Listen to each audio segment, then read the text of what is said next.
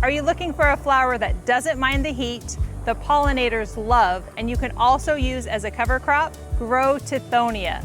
These tall branching plants bloom all through summer, and in today's video, I'm going to show you how to grow it. I'm Angela from Growing in the Garden. My garden's in Mesa, Arizona.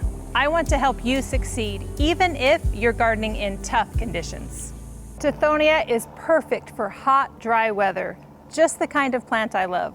But there's even more reasons to love Mexican sunflower. Its bright blooms are a real showstopper, and they last until the first frost. Bees, butterflies, and hummingbirds love the blooms. Tithonia's deep tap roots help improve soil structure and drainage. And you can even use it as a cover crop at the end of the season. In tropical or subtropical areas like Mexico and Central America, it's a perennial. But in most areas, it's grown as an annual because it does not like the cold. You can grow yellow, red, and orange varieties that get tall, up to 8 feet. You can also try Fiesta del Sol, a dwarf variety that only grows to 3 or 4 feet. It's a great choice for containers. Unlike its cousin sunflowers that grows easily from seeds started outside, I've had the best luck starting seeds indoors. These seeds require light to germinate, and it can take 2 or 3 weeks for them to sprout. So it's best to start them inside. Here's how I do it. Sow the seed on top of the soil and then sprinkle lightly with vermiculite. And then I'll cover this so I can trap that moisture inside until they germinate.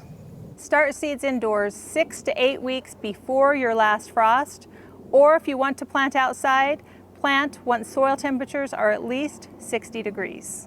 In the low desert of Arizona, start seeds indoors beginning in December through March, and then plant outside from March through May. Tithonia grows best in full sun, even Arizona sun. It tolerates poor soils but doesn't like clay or soil that doesn't drain well. Compost is okay, but don't use overly rich soils or fertilizer. That results in fewer blooms and more lush green growth. Because it's so tall, it looks great at the back of a border. It pairs well with other heat and sun-loving plants like basil, marigolds, and zinnias. Space plants 18 to 24 inches apart. I've got 3 plants in this 4-foot wide bed. The center plant I left alone, and you can see how tall it's gotten. It's much taller than the other plants. I pinched out or removed the center growing tip of the 2 outside plants. This encourages lower branching in the plants. Because the plants are so tall, they might require additional support. I put a stake next to the plant to give it additional support, especially during our wind and monsoon season. Mexican sunflower is fairly drought tolerant once established. While the plants are getting going, give it regular water, and then give it deep watering, but let it dry out a little bit between watering. Adding mulch is always a great way to help keep that moisture in the soil. It's fairly resistant to pests and diseases. You can keep an eye out for aphids, but because it attracts so many beneficial insects, they usually take care of them. If it's really hot and dry, you might see spider mites. Best thing to do is to remove affected leaves and spray it down with water to keep those under control. These are spider mites. They're tiny and really hard to see, but you'll see webbing and stippled leaves, and then you know they're on the plant. The best thing to do is to remove affected leaves and throw them in the trash, not your compost. Tithonia makes an excellent cut flower, but you don't usually see it in arrangements because its stem is hollow and they're difficult to handle. If you're careful with the stems, then you can enjoy these beautiful blooms.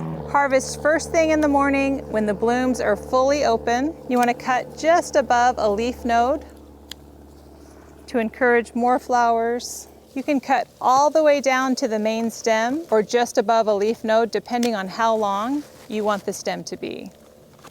Carefully remove the lower leaves without crushing the stem, and then put them in warm water to rest before arranging them. The stems are hollow, so they bend really easily. You have to be very careful. Saving seeds is simple. Leave a few of your favorite blooms on the plant until they're fully brown. Cut them off and put them in a paper sack until they're completely dry.